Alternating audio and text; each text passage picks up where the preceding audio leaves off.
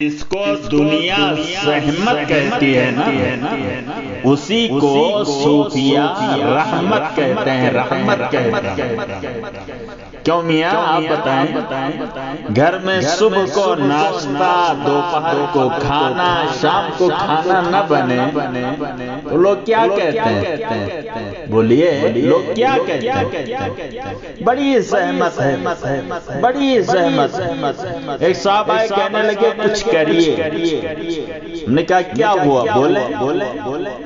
بولے آج شاپ پر کسٹمرز کا ویسا رش نہ رہا جیسا کل تھا۔ ہم نے کہا بھائی دیکھیے ہر دن یکساں نہیں ہوتا، آج کم تھے تو کل زیادہ ہو جائیں گے۔ کہنے لگے کل کس نے دیکھا ہے، کل کی کیا خبر؟ ہم بھی سوچنے لگے مالو دولت دنیا کی بات آئی تو اتنی بے چینی کہ کل کس نے دیکھا۔ عبادات اور نیک کام کرنے کی بات ہو کہا جاتا ہے کل کریں گے، کل کریں گے۔ خیر کسٹمر کم ہوئے تو یہ فاقہ کی نوبت آ جائے پھر کیا ہوگا؟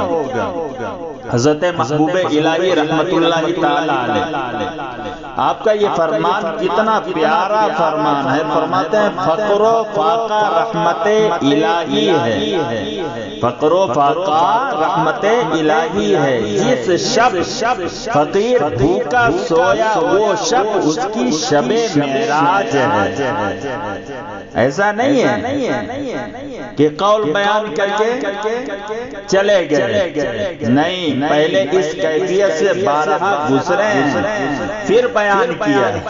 5 سال کی عمر شریف تھی جب والد گرامی سید احمد رحمت اللہ تعالی علیہ کا انتقال ہو گیا۔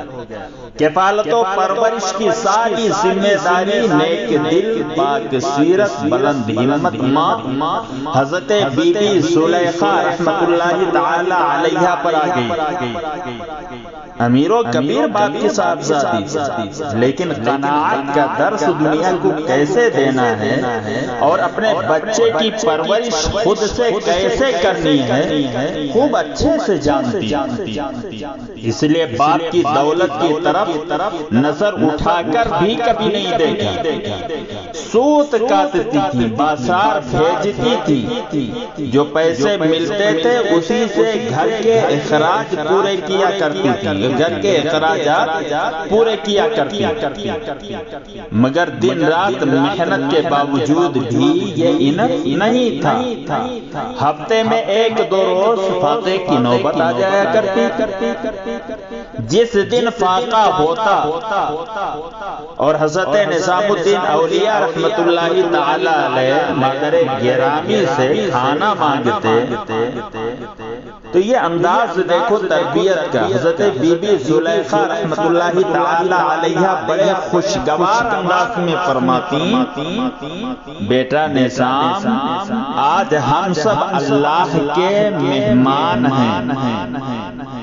حضرت بی بی زلیخا رحمت اللہ تعالی علیہ کا بیان ہے کہ میں جس روز سید محمد سے یہ کہتی کہ آج ہم لوگ اللہ کے مہمان ہیں تو وہ بہت خوش ہوتے، سارا دن خوشی میں گزر جاتا اور سارا دن فاقے کی حالت میں گزرتا، مگر ایک بار بھی کھانے کی کوئی چیز طلب نہیں فرماتے تھے۔ جب یہ سن لیتے تھے کہ ہم اللہ کے مہمان ہیں بس اسی بات پر مطمئن رہتے کہ اللہ کی مہمانی کا شرف ہمیں حاصل ہو رہا ہے۔ ایسا محسوس ہوتا ہے کہ یہ سن کر انہیں دنیا کی ہر نعمت میسر آ گئی۔ پھر جب دوسرے روز کھانے کا انتظام ہوتا تو حضرت نظام الدین اولیاء رحمت اللہ تعالی علیہ اپنی والدہ محترمہ کے حضور عرض کرتے امی جان اب ہم کس روز اللہ کے مہمان بنیں گے؟ سبحان اللہ۔